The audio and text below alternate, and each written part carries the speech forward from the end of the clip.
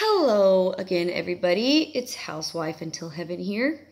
And I want to talk about a few more tactics that these individuals are going to use when they are targeting you. So, my relationship with Tabitha wasn't a romantic relationship. So, I experienced some of this, but not to this degree. So if you are involved with a narcissistic Jezebel or have been targeted by one of them and you've been in a romantic relationship with them, this is what went down with you. And unfortunately, if you meet somebody that's like this and they've set their sights on you, then here's the red flags that you've got to be aware of and to look out for. The first thing that a narcissist needs to thrive and survive is called narcissistic supply. Now, that is a pathological or excessive need for attention or admiration from others, whether it's codependents or just people in general, okay? It does not take into account those individuals' feelings, opinions, or preferences. So it's strictly going to be about what the narcissistic Jezebel can get out of that relationship. They could care less about what you or anybody else thinks or feels. It's all about them, okay? They will make sure that it is all about them. So they have to have a supply source. And if they're looking for somebody to be in a relationship with them, a romantic relationship, like boyfriend, girlfriend, husband, wife, whatever, what they're going to do is they are going to find somebody. They're going to set their sights on them, and they are going to do something called love bombing. Okay? And it literally is like a boom, a bomb has gone off, because the way they are going to make you feel, if you are who they've set their sights on, the sun rises and sets in your eyes. Their world revolves around you. They've never met somebody like you. They'll say things like, I've never felt this way about anybody in my life. You are the first. I can't believe that I have found you. You're exactly who I've been looking for. You really are. But not for your good. You're exactly what I've envisioned. You're perfect, and I really just, I love you so much. I love you. Okay, so that's the love bombing. It is an attempt to influence a person by demonstrations of attention and affection. It can be used for either a positive or negative purpose. It's part of the cycle of abuse. So in this phase, they are going to make you feel like they idolize you. I mean, their world revolves around you. But what ends up happening is, in the dynamics, the individual that's been targeted, they begin to idolize the narcissist or the Jezebel, okay? They are just so amazed that this person just loves them so much. They're perfect. Wow, I'm so glad I found somebody like this. We have so much in common.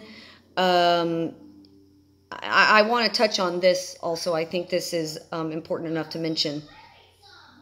I think the most dangerous narcissists or Jezebels are those who feign being a follower of Christ.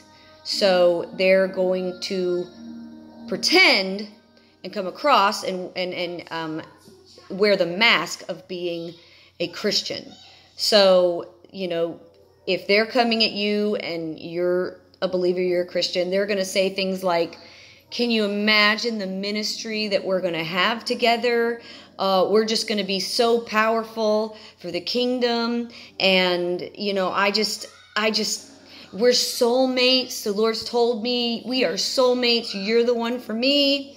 And, yeah, that's going to absolutely suck that targeted individual into the web. Okay. And when they do that, the targeted individual then ends up viewing this person as an idol. Okay, so everything then becomes about them.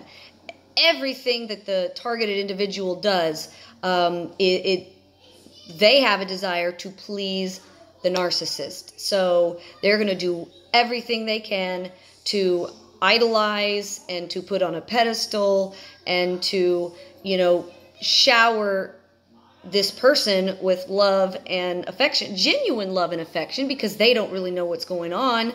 They don't know that the only reason this person is with them is because they have found you as a supply source, and it's to, you know, wrap you up in their web of deception, you know, so they become idolized, and you idolize them. And why that is so dangerous is it can then, it can squash the innocent party, the victim's relationship with the Lord, because they're no longer focused on the Lord. They're focused on pleasing this individual that they've become so in love with. Okay, so they become the victim's focus, and it's not about God anymore. And that is designed, that's calculated, that's what the narcissist wants. The narcissist doesn't want you focusing on the Lord. The narcissist wants you focusing on them and doing everything you can to please them, okay? So that is the love bombing phase. Like I said, the sun rises and sets in your eyes. They've never met anybody like you. They can't believe that they found you. You're just so perfect. You'll have such a ministry together. Can you imagine the ministry that we're going to be able to have together for the kingdom? Love bombing, okay? And it is a bomb being dropped, okay? So once they've gotten you completely consumed with them in the love bombing phase, and they have you idolizing them, the next phase is called the devalue phase. Okay, and this doesn't have to happen back to back to back. I mean, this can happen over years' time. Okay, this can be over years. So the devalue phase, that is when they are trying to obtain other forms of narcissistic supply. So if you are in a relationship with them, he or she is now getting involved with another person. So for Tabitha and I, it was just, you know, a friendship and a familial relationship by marriage. And during the the devalue phase, she would have other friends, okay? So it's like she wasn't getting that fulfillment, or I wasn't supplying her with enough XYZ, so she is going to be looking for other people to get that supply from, that fulfillment out of. Okay, so if you are in a romantic relationship with somebody like this, then they're devaluing you.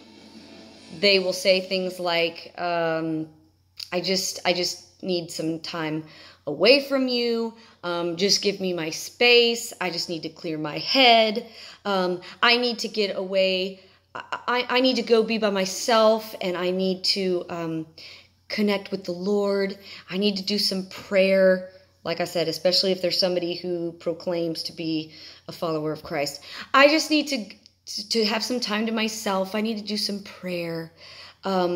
Just getting alone with God, okay? So that I can just clear my head. So they're wanting separation from the person that they're attempting to devalue, but they're not doing it so that they truly can go and be with the Lord and pray, and, you know, they're doing it because they're finding somebody else, okay? So that's what they're doing. They are At that point of devaluing you, they are getting involved with another person. So if they say things like, I've got to take a break off of social media, I'm not going to be posting as much, I really got to take this time to focus on myself and my relationship with the Lord, don't fall for it. The truth of the matter is they are using that time to communicate with other people who they are attempting to love bomb outside of you, and this sets it up for something called the discard phase. Discard phase is what they exhibit when they are convinced or feel safe that you like them or admire them, or they are bored with you and have found a more fulfilling supply for attention. Hang on just a second. Okay. So they're trying to find somebody else for that narcissistic supply, somebody else that can give them the attention and admiration that they're so desperate for. And if they feel like one of their former victims it's kind of running out, they're getting bored with you, it's not a challenge anymore because you already idolize them and you do everything for them, that gets super boring to them. Okay, they like the challenge. Again, everything is a competition, so they are going to want to try to conquer somebody else. They want to find somebody else to be that supply for them. So once they have devalued you, as they've been searching outside of your marriage or your relationship for somebody else to fill that narcissistic supply, then they're going to discard you, okay? They're bored with you. They're tired of you. You're just not doing it for them anymore. They'll say things like, our relationship, it's just changed, and I'm just not having my needs met, and I'm just not interested anymore. I'm tired of it, and I've got to go, I got to do something else. I don't know what else I've got to do. I just got to go do something else. Well, you know what else they're doing. It's another person. But anyway, so they're going to discard you, and at that point, you are going to be left completely reeling.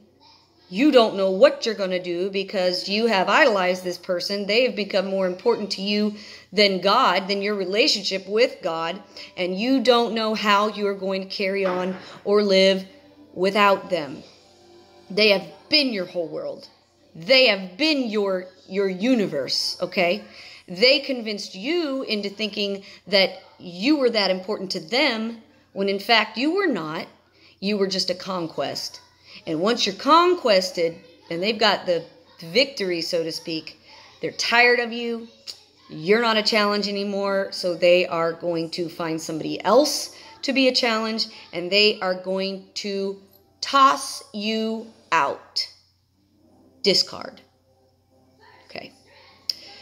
So during the discard phase, they are doing many things behind the scenes to assassinate your character, to smear your name and your reputation, to pit other people against you, to try to gain an army of supporters.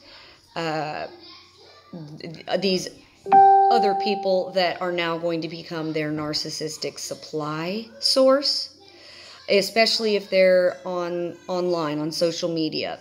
They are going to manipulate everybody else's perceptions of them, and they are not going to give any details of the hell that they have caused in family members' lives. They are just going to be quiet, and that is called ghosting. Ghosting is when someone you're dating or you're in a marriage with, or you're in a friendship relationship with, ends the relationship by cutting off all communication without any explanation. At its core, ghosting is avoidance and stems from fear of conflict. It's kind of hard if you're in a marital relationship for there to be ghosting, especially if you have children involved and whatnot. But this is definitely something that they will do if they're just dating you, or if you're just a friend, okay? So they are going to ghost you. You don't exist anymore. They've moved on. You dried up, okay? Your well has dried up, and they have moved on to their next conquest, all right? So they act like you don't exist, right? They're not going to respond to you. They're not going to have anything to do with you, really. And that brings me to this point. This is something else that they will do called stonewalling. Okay, it's kind of like ghosting. It goes a step further, though. It's when they use silence as a form of manipulation. So an example of this would be a survivor confronts a toxic person with how their actions have hurt them, but rather than address the issue, the toxic person pulls away, says nothing. This is done to try to invalidate the survivor's or victim's feelings, and most importantly, to help the toxic person avoid any responsibility. At different times throughout my relationship with Tabitha, I attempted contact with her. I attempted to just have a conversation with her about things that I felt were going on and were damaging and hurtful. And I would try to bring those things to her attention. She would ignore me, okay? She did not want to have any conversation. There was no discussion. It was never addressed, all right? So they're not going to return your phone call. They're not going to return your email. They're not going to return your texts. Nothing, okay? Because again, you don't exist to them. You especially don't exist to them if they know that that the gig is up. And you know exactly what you're dealing with. And that is what ended up happening later on. She knew that I knew, okay, who she was and what she was about and the truth of all that, okay? The facade, the mask had dropped. I saw through that. So, if that's the case, then it will not be any contact. They are going to unfollow you. They're going to delete you. They're going to block you. They are going to do anything and everything to avoid taking any responsibility for how they have hurt you. All right? They don't care about your feelings. They don't care that they hurt you. They don't see that they've done anything wrong. So they're definitely not going to sit there and talk to you about it. All right? And if they do respond, it's going to be full of excuses. Sorry, you felt that way. They're not going to take any responsibility for anything that they've ever done. Okay, so just know that. So we've covered the love bombing. We've covered the fact that they need a narcissistic supply. The devalue phase, you know, when they're like done with you, tired of you, so they're going to find somebody else. The discard phase, after they've found somebody else, they drop you. They toss you out. And then if you try to speak with them about it, they're either going to ghost you or they're going to stonewall you. Okay? Because they won't be held accountable. Nothing you say is going to change any of that. They can't stand you. They don't like you. If they can't control you, you have no value to them at all. So, bye. I'm going to toss you out. All right. So I'll stop here. This video went a little bit longer, and then I will come back with some more of the red flags to look out for when dealing with these individuals. Okay.